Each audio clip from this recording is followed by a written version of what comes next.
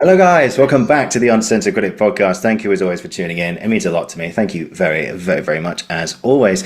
And today we welcome along someone who's huge in the musical theatre scene right now. Of course, that is the brilliant Vivian Panka. Did I say that right? Perfect. Yes, It's a Panka. it's a common theme on this show. I need to just check. But let's take a moment to introduce Vivian and her work. So she trained at the Codarts University for the Arts in the Netherlands, more specifically in Rotterdam.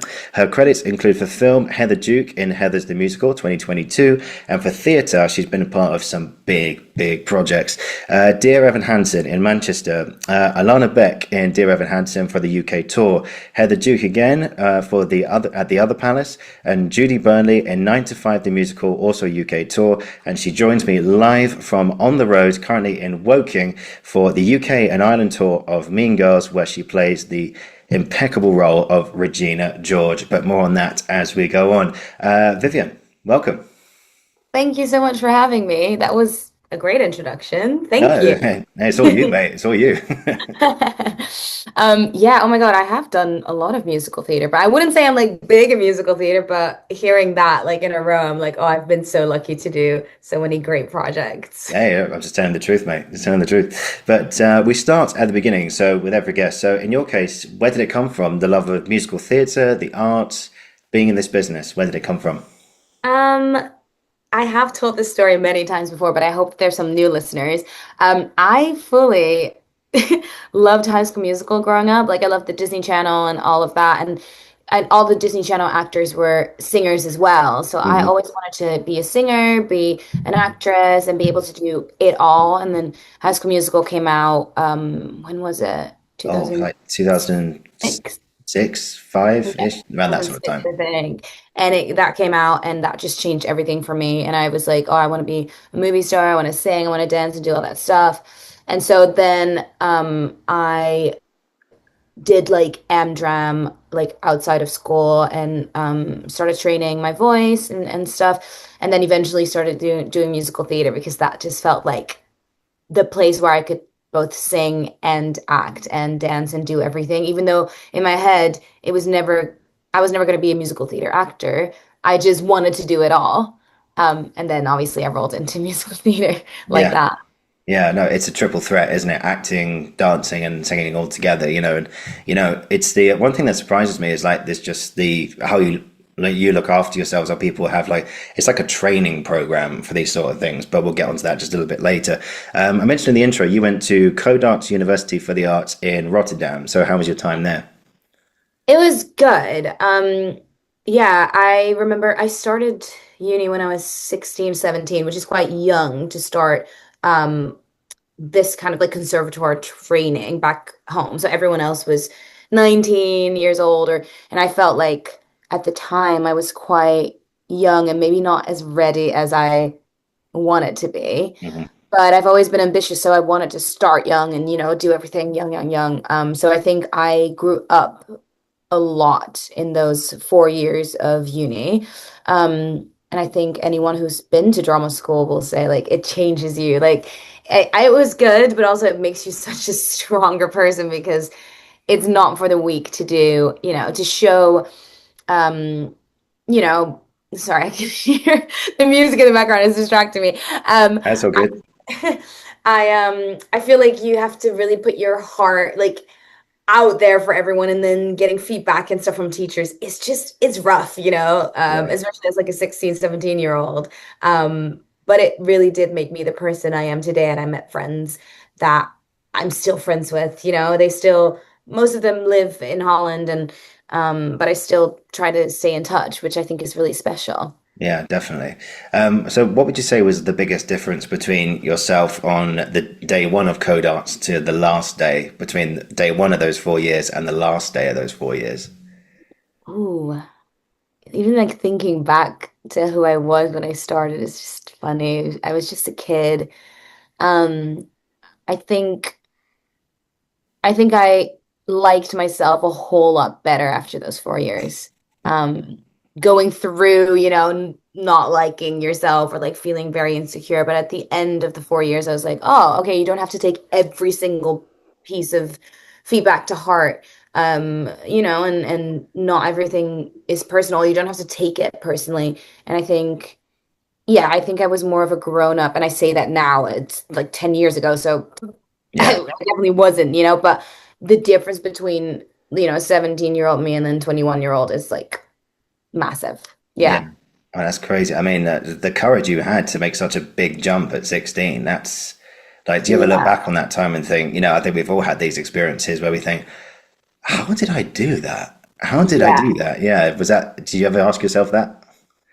I just have crazy ambition, and I think other people will be like, how did you do a lot of the stuff that I've done? But to me, it's just like blindly going into something and just believing that anything can happen.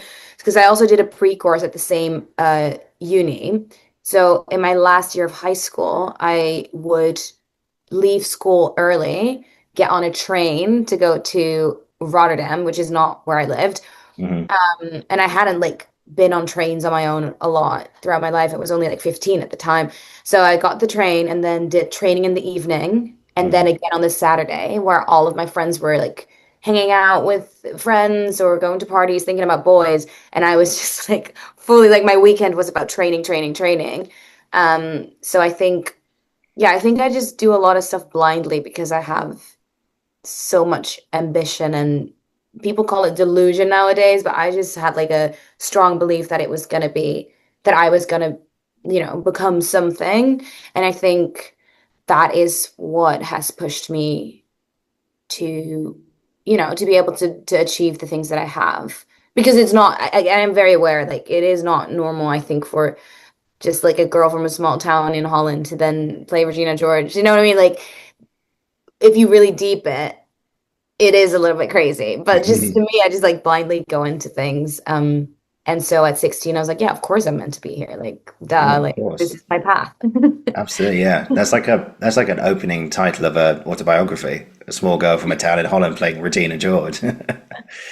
Yeah, oh my God. Yeah, I try not to think about it too much. I need to keep my feet on the ground, especially like as a Dutch person, like we're very like grounded people. Mm. But then also live in the appreciation of like where you came from and like how far you've come. And I try to kind of balance that at all times. Yeah, definitely, definitely. And we mentioned there about just musical theatre in general. I think not just on Mean Girls, which you're doing now, but it feels like it's like like I say, a training routine. It's like, and like you said there, people going off to parties and getting drunk, all that kind of thing. Where you're so focused on your studies and your practice and everything. I mean, I think you mentioned in other interviews that sometimes you'd come out of a show, be at like 10, 11 o'clock at night, and then you've got to run home, have some food because you're starving, and then be up at 8 a.m. for 9 a.m. calls like the next day. I mean, what's that routine like, and how have you adjusted to it? Yeah, I mean, yeah, our calls are not at 9 a.m. because if that would happen, like we would all be shot all the We'll be time.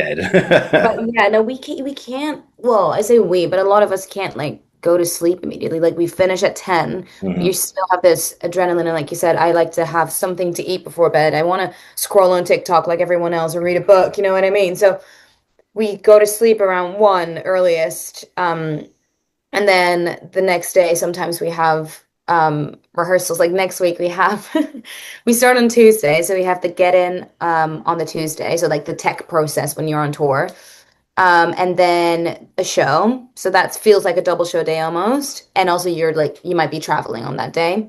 Then on the Wednesday, we have two shows. So matinee and evening. Thursday, matinee and evening. Friday, we have one show, but there's been a rehearsal that's been added because we're going to a smaller venue. And then Saturday, two Yeah, shows. A week like that, where you do 8 shows in 5 days as well as rehearsing, it, it's not for the weak. it's not for the faint-hearted. No. So I think, yeah, I think if you want to get, want to be an actor and be in this industry, it's wonderful, but also like be aware that it's just hard work. But Yeah, it's part of the job. It's what it is. yeah. It does take it out of you, but it's fun at the end of the day more than Oh my anything. God, it's so Yeah. much fun. Yeah, of course. I found your vlogs as well on YouTube, where you do like a day in the life of like you capture what it's like backstage and the Yeah. what actually in rehearsals, like the vocal warm ups and everything. I mean, It's an intense experience, but one that we all love to do as well, which is Yeah. great. And of course, that brings us very neatly on to just, I mean, to call this show iconic, I think is a bit of an understatement. But Mean Girls, and and your journey that you've had with this. So, for anyone who's not familiar with the story, I've got a brief bio here. This is from the website, so all credit to them. So, meet the Plastics: Regina, Gretchen, and Karen. They rule North Shore High and will burn anyone who gets in their way. Homeschooled, Katie Heron, I pronounced that right, may think she knows a thing or two about survival of the fittest thanks to her zoologist parents, but high school is a whole different level of savage.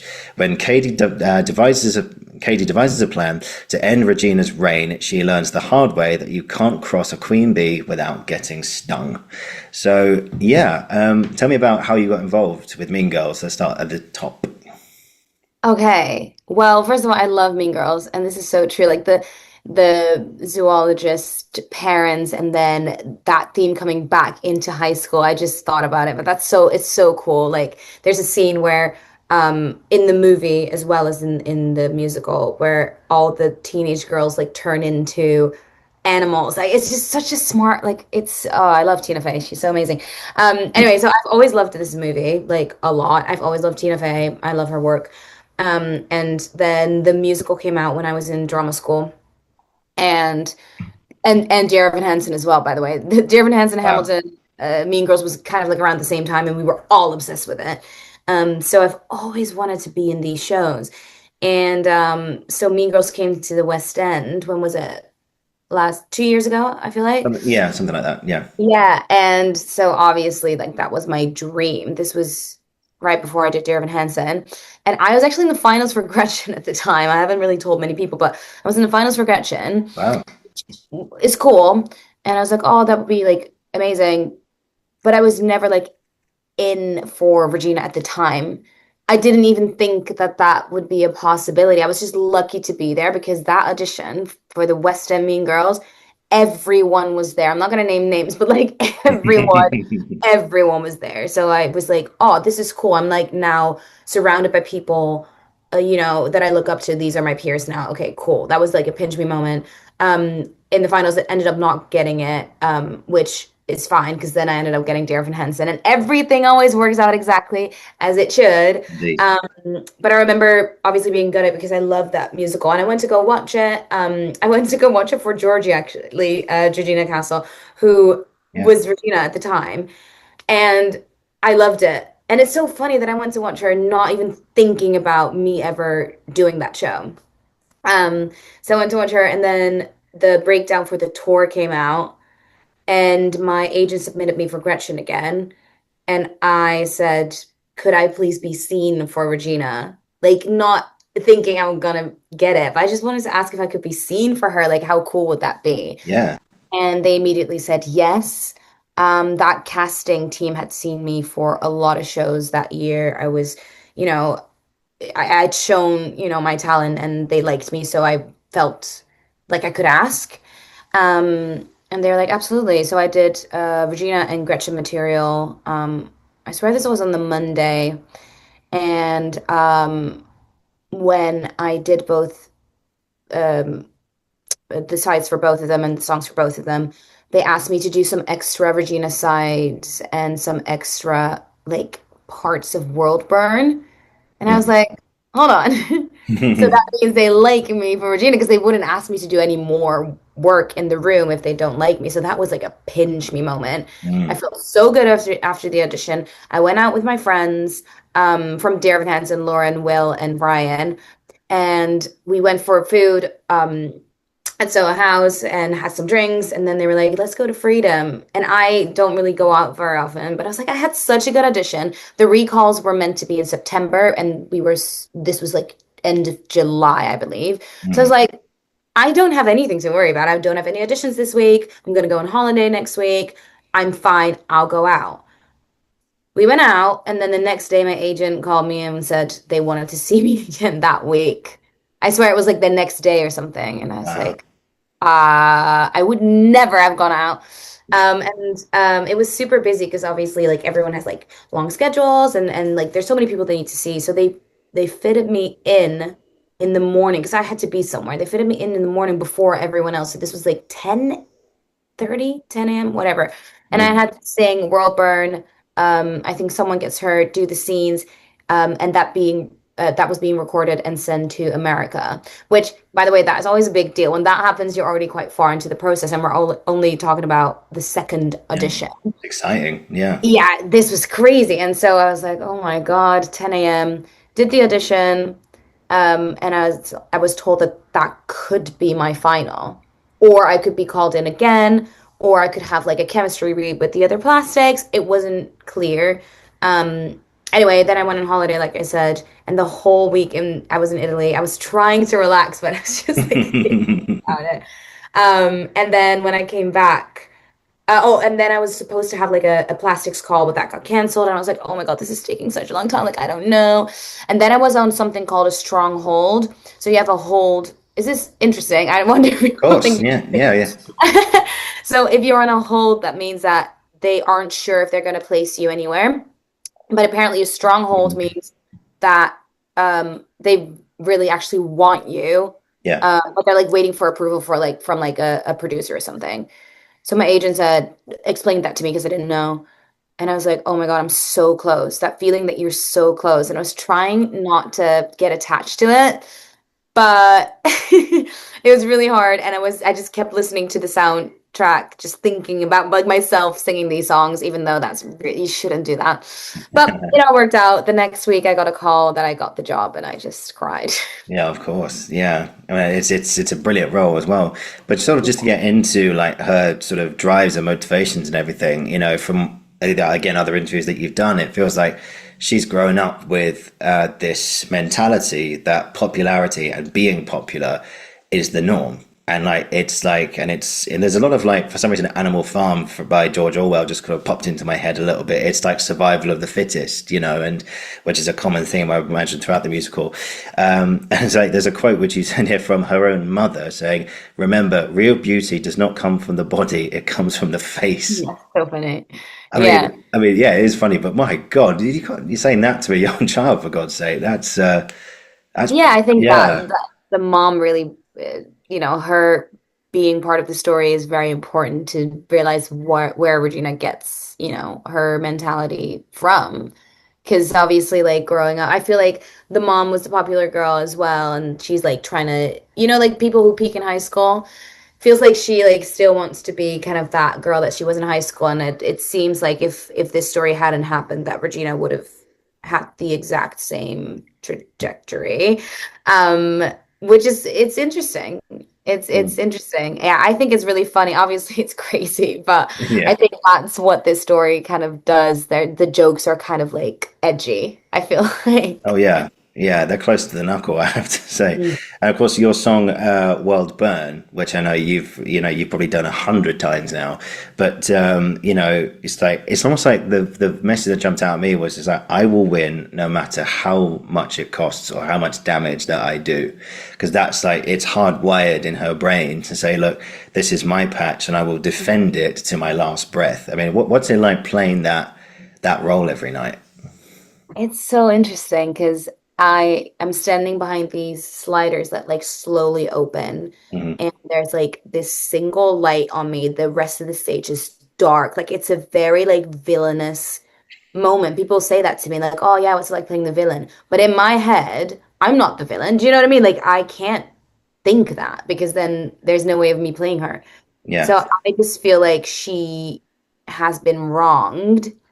And it's really funny because I don't think I am like Regina, obviously, because she's quite manipulative, but I do feel like I have a strong sense of self. And if someone like crosses me, I'm not gonna burn the world, but I'm just like, okay, fine. Like, I don't know. I just like something comes over me and I'm like, all right, cool. okay. Like, this is how we're gonna play it. Regina is like, okay, I'm gonna ruin your life, but that's a whole other thing. But it's really fun. Like, I think, playing a villain that isn't like a witch or like it's more nuanced than that. She's just, yeah, she's defending her honor. And can we also just say what Katie did to her was not cool? So like, Yeah.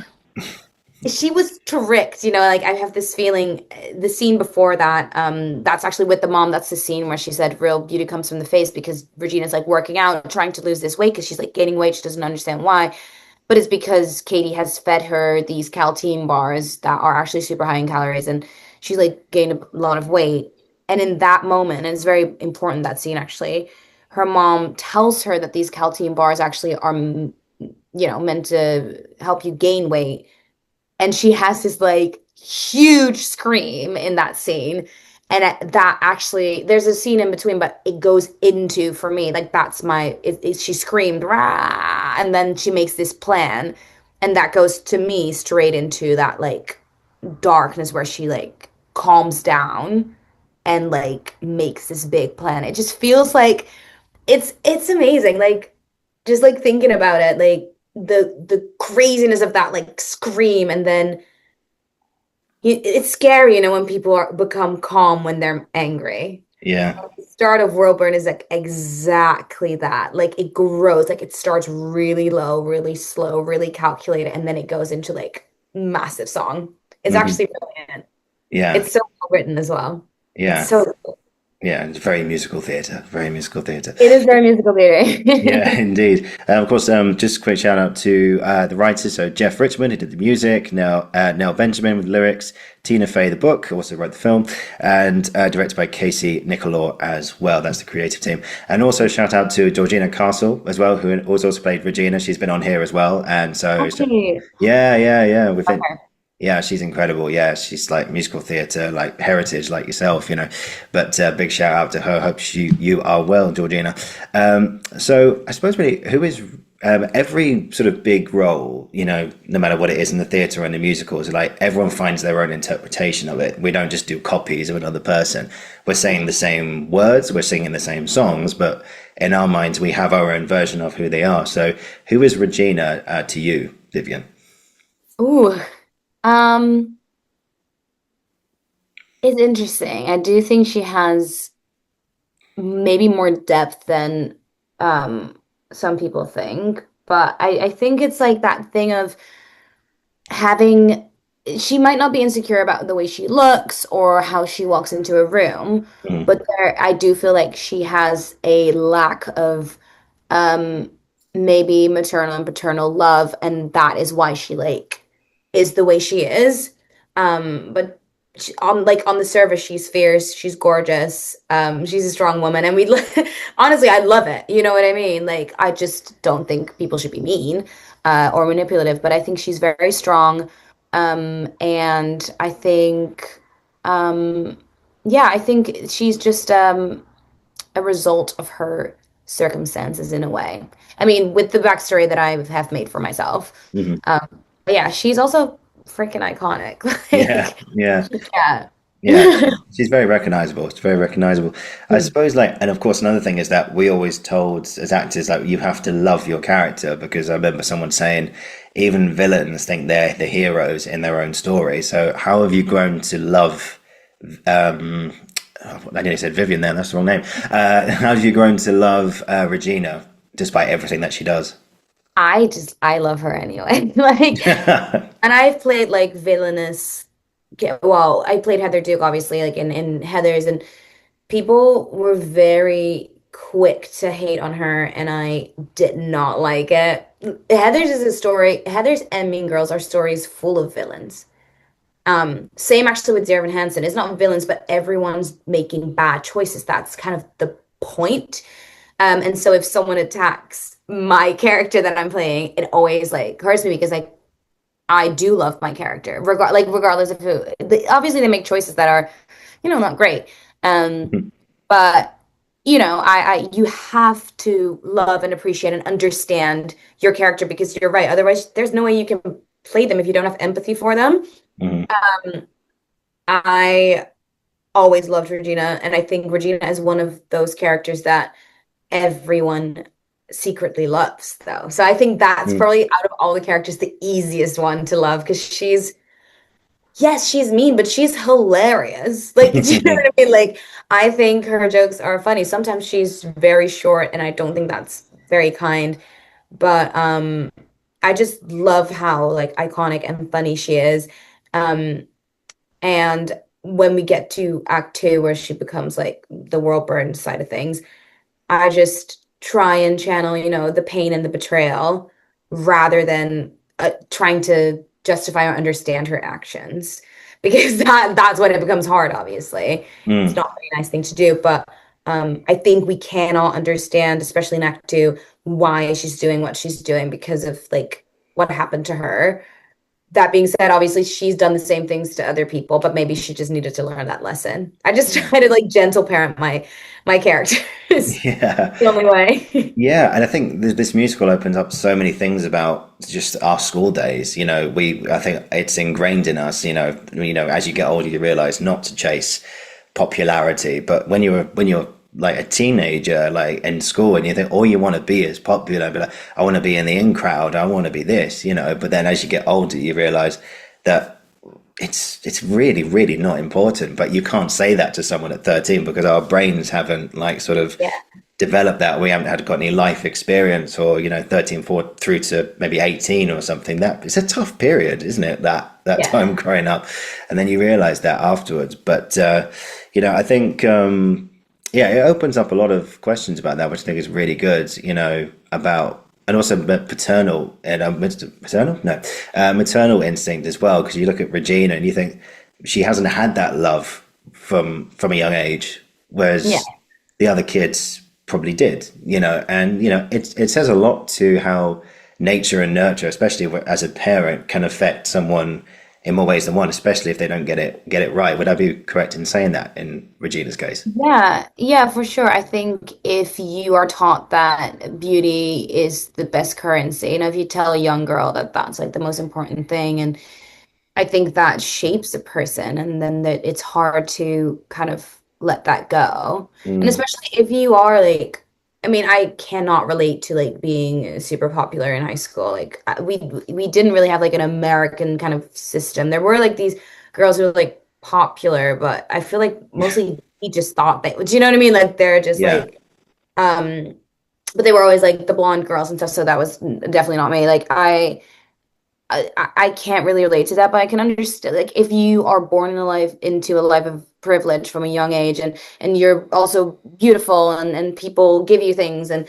you have money and all this stuff, like I feel like you can just think that that's the most important thing if you haven't done the deep work, or if your parents haven't given you the tools to figure out like what else is like interesting about you, and then you will become like this plastic version of yourself, and that's like kind of all you know. um so yeah, I do think it can have a lot to do with your upbringing and what you've been like, the cards that you've been dealt. And I think in Regina's case that is the case, like technically her life has always been easy kind of thing, and Mm, sometimes when people's lives are really easy, they go and make other people's lives harder, or find a way to make their own life harder, I yeah. think. It's almost like I felt this, therefore you should feel it as well, which can be a toxic mentality, especially you know, if life hasn't been kind to you in the beginning. But yeah, but hey, I'm no psychologist. I'm just throwing it out there. But yeah, and you mentioned as well about other stuff that you've done about when you're performing certain songs, like sometimes you have to just switch off that imposter syndrome in your brain and just feel the music and just go for it because you know you can do it. People have trusted you enough because you've earned your trust with the producers and with the directors and everyone in the room that you can do it. But when you get on stage, I remember you saying the best thing to tackle songs is just to do it and just attack it, and you've got no time to think. So how do you implement that night after night?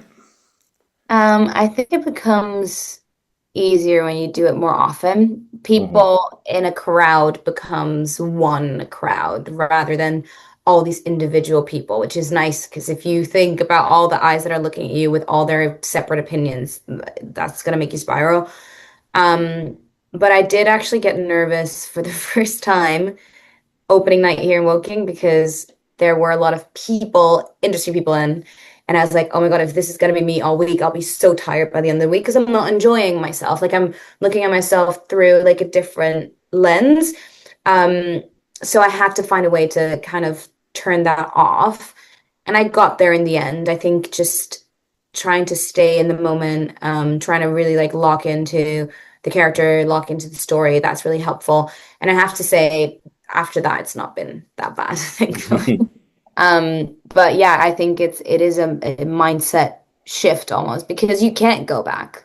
You Mm. have to, you already the song started. You know what I mean? Like the sliders are open, so even if you didn't have your sip of water or you didn't have your this or that and all these things that we put in our head that are going to make our performance great in our own heads, if you don't have them, you still have to do it. And I think in life in general, doing something proves that you can then do it. Like you have to just take a risk and do it scared, one, so that you know that you can do it again. Obviously, if my voice isn't feeling well, I get a little bit nervous or things happen, but it's that like professionalism. You just need to like turn it on and just like be in the moment and turn off all the external noise because it's not useful. Which is really easy to say. It just takes time, I think, and practice. Mm. Um, but yeah, I've definitely like if I think back to like 9 to 5, I think 9 to 5, I really learned to just like go for it because that's all you can do. Yeah. And I've gotten a lot better over the years. I suppose the biggest thing is like just learning to trust yourself more than anything, and I think that was a message that got to me in drama school. I'm not sure if it's the same for you as well, but trusting that you can do it, the notes are there, and just all these psychological barriers that we put up in the way.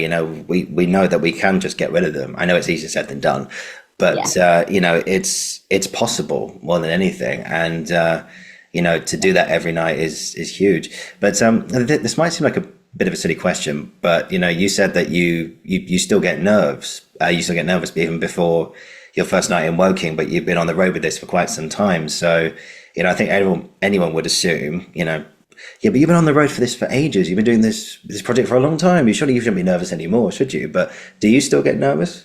Even into the Well, tour? it's funny because I think a lot of people, especially in the industry, do think people get nervous. Like, I do think people get nervous.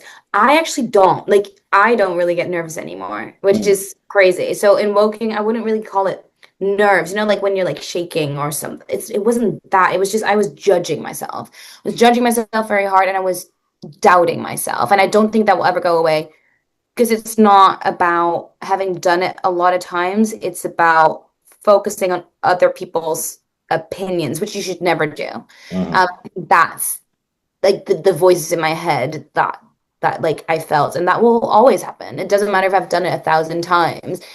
I think it's more that, but I don't think it's weird if people still get nervous after doing shows for a while because the circumstances are different, and also sometimes there's thousands of people watching you. Like it's just not a normal situation. So I understand that people still get nervous. I just try not to because it just makes me a worse performer. So I just try to just Yeah, yeah. like I said, see the people as like one big blob of people instead of like all these little people with their own like lives and opinions because that gets scary if you really think about it. Yeah, that's a bit scary. Yeah.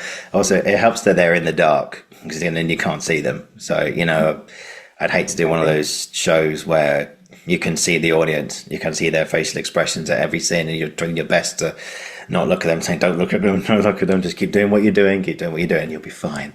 But Yeah. I suppose, really, let's see, how much time we got? Yeah, we've got some time. I know we're a bit pushed for time today because I know you've got other things to get on to, so it's got a few more things left for you, Vivian. Oh no, So, good. so I suppose really, what is the biggest thing that Regina has taught you? Do you think? Actually, I do have an answer for that. I found it very scary to be the like popular girl, to feel really like pretty.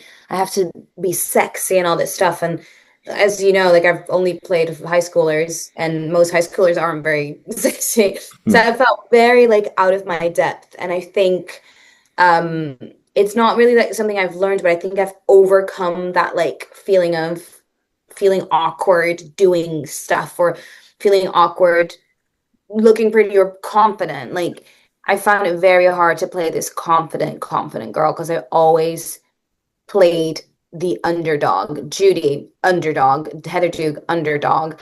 even though she was a popular girl, Alana, underdog. And now all of the sudden I'm this like girl who is so secure in herself. She loves her the way she looks. She loves everything about herself. And that's just not me. So I think for me, it's weird when you play a character and like you use the body language and you implement like you like kind of adopt their mindset a little bit, sprinkles onto you and your personality. And I do feel like I'm more confident. I like myself a lot more since I've been playing this part. So it's not something I've learned. It's just something I've like gained, and Mm. I feel very lucky to have had that in my late 20s. Oh, Like, definitely. like wonderful. Yeah. Yeah, I know, absolutely. And I'm going to ask a little a teasing question now, if I may. And feel free not to answer this. You want to save this for your process or anything. But you said you made your own backstory for Regina in your own imagination. Could you tell us that, or do you want to keep it secret? Oh, I'm not gonna tell you everything. But I do think like it's just like the little things. Like I think her dad is literally always working. Like I think her parents have given her things rather than time. And these are like not things I can relate to, especially like with my mom, because my mom gives me time and attention and words of affirmation. But I think she's opposite. I think I needed those words of affirmation because I grew up in a world where, you know, I was the odd one out and I was not, I didn't love myself because the world told me that I couldn't. And it's interesting because I feel like Regina is the opposite of that. Like I think she lives in a world where obviously like she is loved and she's pretty and she gets all of these things, but I think and this is actually something I now realize is something way more prevalent in my life now, but I feel like people don't go deeper than that with her because they just want the outside. And I don't think they care to know her or care to like figure out who she like is as a person. And I think that has shaped her. Like those are like important things from my idea of like Regina's backstory, if that makes Mm. sense. Yeah, absolutely. Yeah, thank you for sharing. As a daring question, but hey, why not? But I suppose really, you say, I remember someone telling me once, like our characters give us something and then take a part of us away. There's always an element of the character that we play that we take into our own lives. It could be a small thing or it could be a big thing, just like a way of looking at things or a better attitude about things or more alertness to what's happening out there and what's going on, whatever it may be. So in your case, I know you're going to be on the road with this for a little bit longer. I know you're going into 2027 with this thing as well.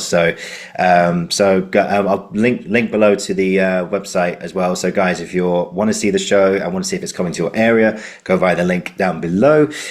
So what is the biggest thing do you think Regina's taught you so far? Mm, it's hard. I think, yeah, I think because I think it's a lot of what I said. Like the confidence is a big thing. She loves herself, and I think I love myself a little bit more. Like I think I appreciate who I am. I think, um, and that's also age. Like Mhm. this is a big year for me, so I'm just like, oh my God, like I'm really like reflecting on everything. But I think, you know. she she never walks around with her head down. She likes herself as a person, which you can say whatever you want about her and all the bad stuff, but like, isn't that everyone's dream? You know what I mean? If you just Mm. walk down the street and like, and I turn that around a little bit because I feel like she looks out and like judges people, and I feel like I'm using it to feel like other people aren't judging me. You know what I mean? Like just walk around in confidence and smile at people and, expect that people have good intentions. Um, so that's like a big takeaway, I think, for me. Um, yeah, it's a lot to do with the confidence, I think. Mm. Um, and I am very grateful for that. Because it's so far away from who I am as a person, and I think it's taught me to do scary things and that you can do scary things. And I hope that for the rest of my career, I can challenge myself in certain ways and, I can hear, I'm just gonna say this, I can hear my friend Bex sing Someone Gets Hurt for the third cover run right now, and she's just absolutely nailing it. We are staying together, and she was in the shower yesterday, and we went through it together. She's like, "Oh, can you give me tips and stuff?" She's absolutely fantastic. Our cast is just so freaking talented. It's Yeah. crazy, and she's one of my closest friends, so I'm just very proud. No, brilliant. Yeah. It's like a proud friend moment, isn't it? It's like, Yeah, it really is. wow. Like every time a cover goes on, honestly, I'm always so impressed. I'm Mm. so impressed by their work. Like it's incredible. Yeah. Oh, definitely for sure. And you just reminded me of kind of a story. Like you've watched Game of Thrones, right? You haven't? Ah, okay. Can this story work? Yeah, okay, right. I won't name names in the story because I don't want to give anything away. But there's one a character in there called Ramsay, and he's just like one of the most evil people around. And they asked the Right. author, and he said, I was gonna say, "So you love all your characters?" "Yeah, I do. Yeah, even Ramsay Bolton." "Well, he's a misunderstood fellow or something like that." It's like he had a hard childhood or something. But even that, just going back to what we were talking about earlier, you still find the love for her more than anything, Yeah. given what she does. And in fact, she is one of the plastics, and the name of the title of the show, Mean Girls. There's still a love for her there, which I think is amazing. And we find that in the characters that we play. And yeah, I suppose really, what happens next? Do you think? Oh my God, if only I knew. Yeah, I don't know. Like for me, like my career. yeah. No, I mean for Vivian and for Vivian, if I've done it again, for Regina. So after What the do I think happens next for her in her life? yeah, after the curtain goes down. This is so funny because I haven't really thought about that. Like in the movie, she has really changed. Like she is her, you can see it in the costumes as well, which oh my God, that movie is so good. And Mm. she's like a toned down version of herself. I think she will find true friendship. She will also realize that, I mean, that's not in the movie. In the movie, every the plastics kind of separate. But in our version, like we are always so like friendly in the final scene. Also because Kiara and Sophie are my friends, but I think I think Regina will appreciate that more and they can find, their friendship and like rekindle and, maybe be good people together. I don't know. I don't know. I don't think Katie and Regina will be best friends ever, but I think the plastics will remain friends after the curtain goes down. Yeah, they'll stay So, together. Yeah. yeah, I think so. Yeah, I suppose actually, yeah. I mean, what's next for you in some ways? What musical roles do you think is in your canon? What are your dream roles you like to play after this? Well, I would love to do a play. I Hmm. would love to do some more maybe serious shows. That being said, I also really would still love to play Liza and Hamilton. I'd like to be in Hades Town. Hmm. Those are still shows like big shows that are on my list. But I would love to, like in an ideal world, I would do a TV show or a movie. Um, and musical theater wise or like theater wise, I'd like to originate something. So original West End cast or original cast, like that would be incredible. I've not done that before. So Yeah, I'm trying not to um like think too much about what my future should be because my life always works out in an amazing way. Like if you look at like how I got Mean Girls and like the steps that I've taken to do that. If I got Mean Girls the first time around, I would have never played Regina George. If I would have gotten the first time around, I would have never done Dear Evan Hansen. I met the people that I was meant to meet then. And yeah, I have things that I would love to do, and there are shows that I absolutely love, and I've been lucky enough to do multiple shows that I absolutely have loved for years, but I don't want to, you know what I mean? Like I like to go with the flow at least a little bit. So we'll see. of Like course. honestly, we'll see. I just hope I get to do wonderful projects with wonderful people. Yeah, that's it. Ultimately, you just do great material with great people. What more Yep. can we ask for? What more can we ask for? Yeah, I suppose just before we get on to the last two questions, I just thought of that there, being with musicals for so long as you have, and like the subject matters, like you said, Dear Evan Hansen or Hades Town or Mean Girls or something.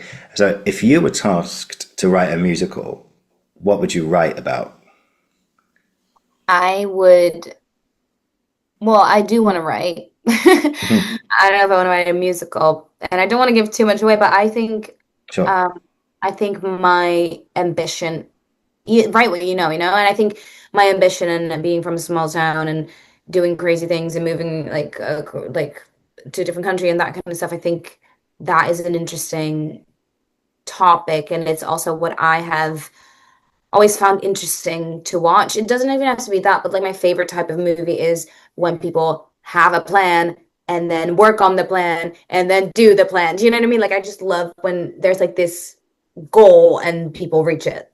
I know that sounds very generic, but I would write about my experience, obviously embellish it or whatever, but yeah, like I love that feeling of small town girl moves to a different country kind of thing. Like that's what I think would make for a great musical. Yeah. And obviously she finds love and all that kind of stuff. Or Yeah. maybe she finds platonic friendship. Yeah. At the very least, At the platonic very friendship. least. Maybe she gets a dog. I don't know. Yeah. No, I look forward to it. I look forward to it. But not only that, but the next stuff that you do, and I suppose really congratulations on the success of the show and where you've got to, and yeah, and I look forward to seeing what you do next, Vivian. I really, really do. So yeah, just got the last two questions for today. I know we've got to wrap up soon because I know you've got to get back to rehearsals and you've got a show tonight. So we'll just jump to the last two questions. Oh, good. So first of all, what would you say was a bit of advice you wish you heard when you were starting out? As like my acting You know, journey. as a performer, yeah. Yeah. Okay.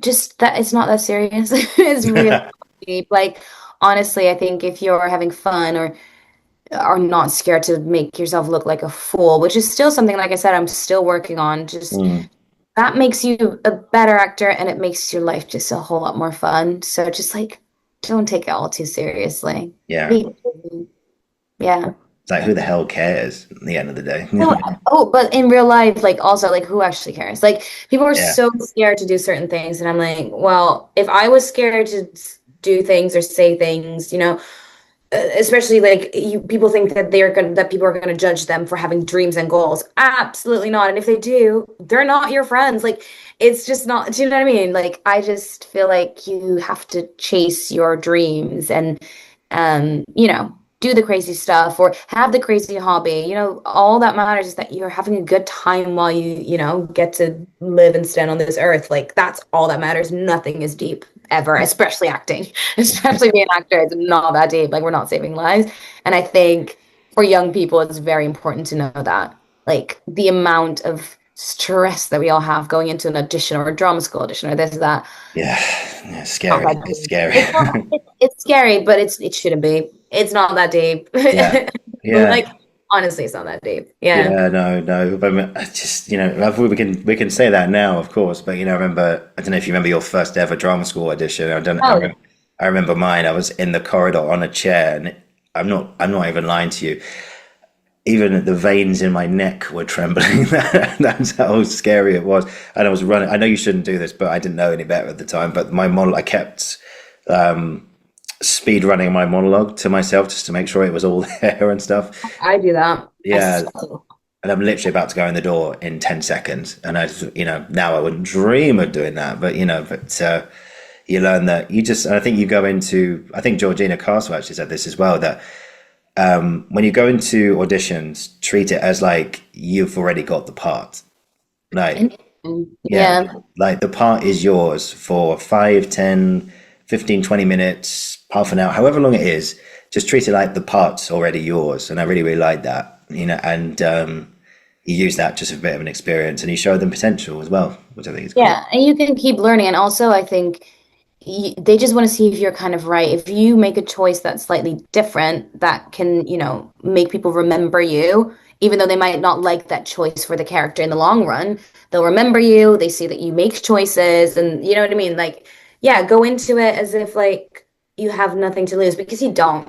You don't have anything to lose. Like, that's kind of the opposite of saying the part's already yours, but like nothing's set in stone. Like you literally have nothing to lose. You just go in there, meet these new people, have the opportunity to play, and that's kind of what the audition should feel like rather than this like job interview. Like the people on the other side are also just hoping that you're going to be the right person for the job. Like that's all they want as well. They're not there to judge you. So, Yeah. It's like Yeah. they have to cast this thing. They're like, please Yeah, they be the one. Please want you be to the be the right person. yeah, yeah, yeah. Yeah. We go in there like, oh, will they like me? We're like, yes, they of course they'll like you. They like the fact you're even here and giving it a go. You know, Yes. I can't imagine they've probably sat through some auditions where the actors just didn't care, and you're like, oh God, Yeah. I couldn't imagine that. Nor would I want to do that anyway.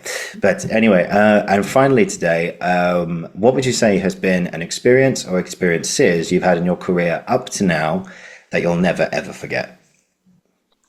So many. I think Dear Evan Hansen was a really good one. We did the Royal Albert Hall, Magic, what's it called?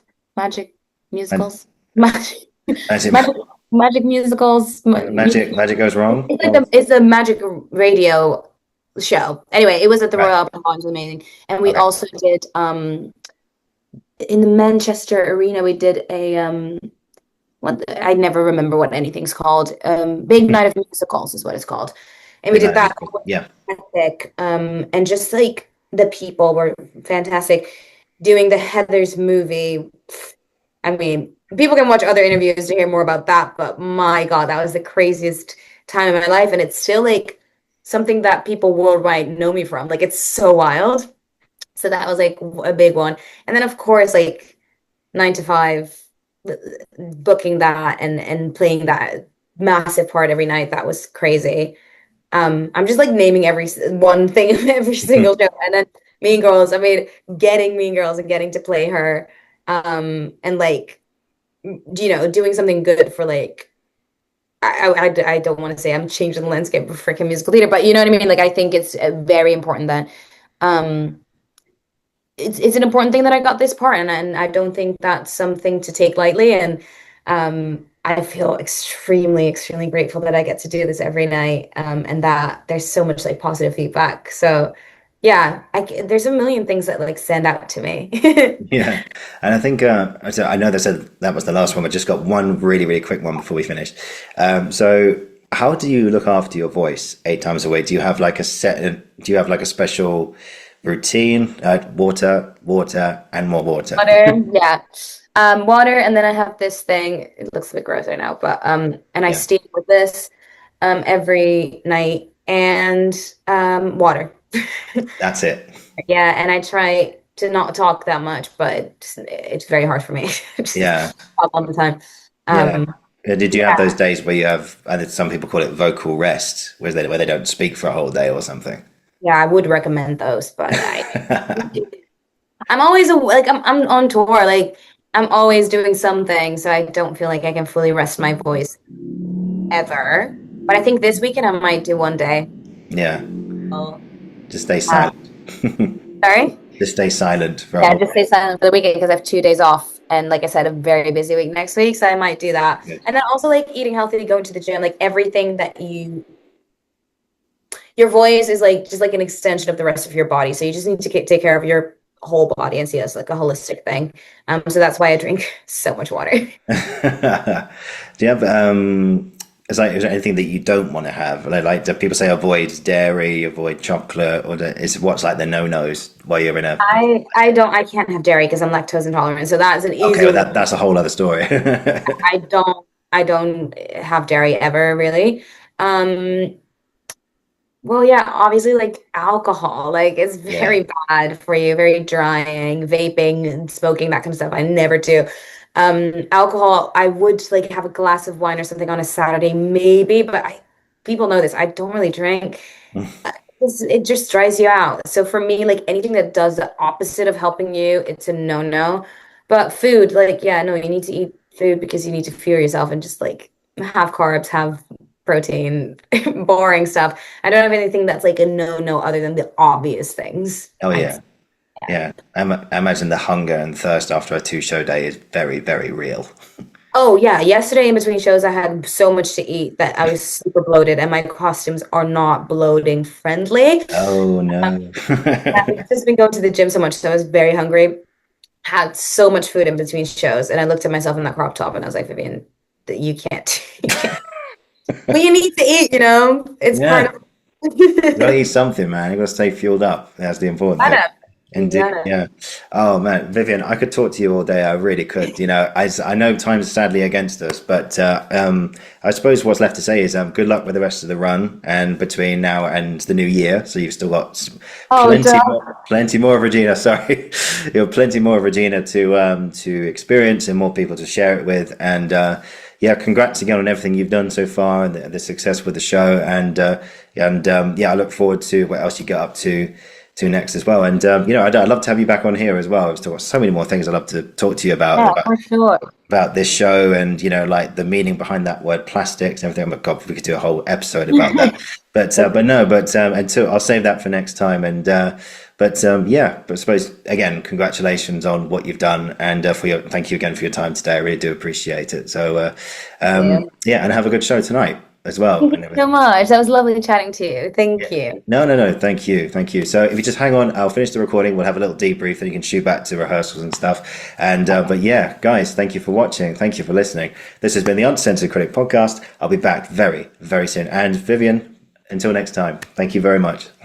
Thank you.